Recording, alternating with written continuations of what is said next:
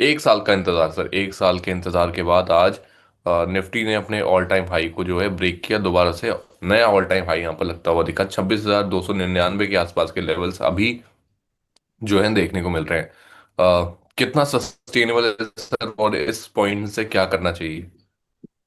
नहीं, मेरे ख्याल से देखिए मार्केट ने नया हाई मारा है अभी वो सस्टेन होने के लिए तो आपको एफआई के फ्लोज भी लगेंगे। मेरे ख्याल से कॉर्पोरेट अर्निंग्स का भी इम्पैक्ट देखने को मिलेगा। एक बात अच्छी है कि डेफिनेटली मार्केट्स ने नया हाई मारा है तो उसका मतलब सेंटिमेंट पॉजिटिव है। और ये हम्म। हमारे लिए हिस्टोरिकल ओकेजन है क्योंकि देखिए हाई होने के बाद थोड़ी बहुत बिकवाली तो आती है।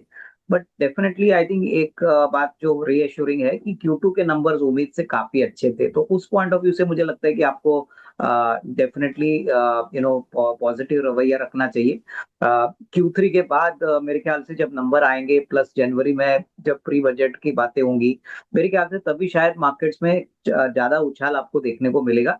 और प्लस अभी जो आरबीआई की पॉलिसी है 5 तारीख को, उसके बाद जो यूएस ट्रेड पॉलिसी है, ये सारे ट्रिगर्स है जो प्ले आउट होते हैं तो मेरे ख्याल से जितना जल्दी होंगे उतना मेरे ख्याल से मार्केट्स इनको पॉजिटिवली लेगा। मैं पूछ रहा हूँ सर कि आज का जो ये एक जो रैली है आज 26,300 के आसपास में है, कहाँ पर क्लोजिंग होनी चाहिए सर? क्लोजिंग कहाँ पर होनी चाहिए आज? नहीं, मेरे ख्याल से देखिए 26,200 के करीब तो कंफर्टेबली मार्केट को सस्टेन होना चाहिए। अभी हम्म। पीक पे क्लोज होगा या उसके नीचे क्लोज होगा ये कहना मुश्किल है, लेकिन फॉलो अप बाइंग अगर दोपहर को आती है, जैसे देखिए कल एफआई की अच्छी बाइंग आपको देखने को हम्म। मिली थी, आज अगर एफआई की बाइंग होती है तो हो सकता है कि आपको यही लेवल पे मार्केट क्लोज देखने को मिले। But I think we'll have to wait and watch. अगर एफआई की बाइंग कंटिन्यूअसली आज भी आती है तो मेरे ख्याल से एक बात तो हम समझ सकते हैं कि एफआईएस भी इंडियन मार्केट्स के ऊपर अभी पॉजिटिव हो चुके हैं। बिल्कुल सर, और लगातार 14 महीनों के बाद जो है मार्केट अपने ऑल टाइम हाई को नया फ्रेश ऑल टाइम हाई जो है यहाँ पर बनता हुआ देखा, और जिसके बाद एफआईस को लेकर के एक बड़ी दिक्कत थी अपना सर। और यहाँ पे लगभग अगर हम देखें तो 19 तारीख को एक बाइंग आई और 25 को एक छोटी बाइंग आई थी, लेकिन कल के दिन पर अगर हम 26 तारीख की बात करें, करीब 4,500 4,800 करोड़ के आसपास की बाइंग एफआईस के द्वारा की गई है। और वहीं अगर हम डीआईएस का डेटा देखें तो करीब 6 साढ़े 6 हज़ार करोड़ की बाइंग वहां पर की गई। एफआईज की लगातार 2 दिन से बाइंग है सर, क्या समझे इसको? मार्केट को और ऊपर ले जाएंगे या फिर अभी थोड़ा सा कॉशियस मोड में ही चलना चाहिए, प्रॉफिट्स को जहां पे बन रहे हैं वहां पे बुक करते चले? नहीं, देखिए मेरे ख्याल से ये सब कुछ स्टॉक स्पेसिफिक रहेगा। मेरे ख्याल से देखिए अभी ऑटो ऑटो कंपोनेंट सीमेंट, हम्म। उसके बाद हॉस्पिटल्स हॉस्पिटैलिटी, ऐसे सेक्टर है जहाँ पे हमको लगता है कि तीसरी तिमाही और सेकंड हाफ कॉर्पोरेट सेक्टर के लिए काफी अच्छा होगा। तो हम्म। उस पॉइंट ऑफ व्यू से यहाँ पे डेफिनेटली जिन्होंने भी निवेश किया है मेरे ख्याल से कम 6-12 महीने का व्यू लेके यहाँ पे पोजीशंस होल्ड करेगा। आई थिंक डेफिनेटली ये कोई पैनिक वाला मार्केट नहीं है। बट अगर मैक्रोज में जैसे फ्राइडे को कल जीडीपी के आंकड़े आने वाले हैं, अगर आंकड़ा उम्मीद से बेहतर आता है तो मेरे ख्याल से मार्केट को शायद ये बात भी पसंद आएगी।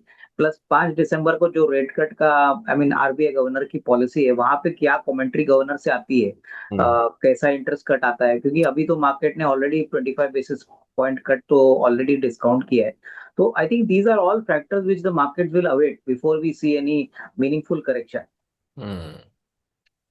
चलिए सर, तो ये हो गई अभी के इंडेक्स की बात, और जिस तरीके से एफआईस का जो ट्रेंड है वो बदलता हुआ दिख रहा है मार्केट्स में, उसकी भी बात।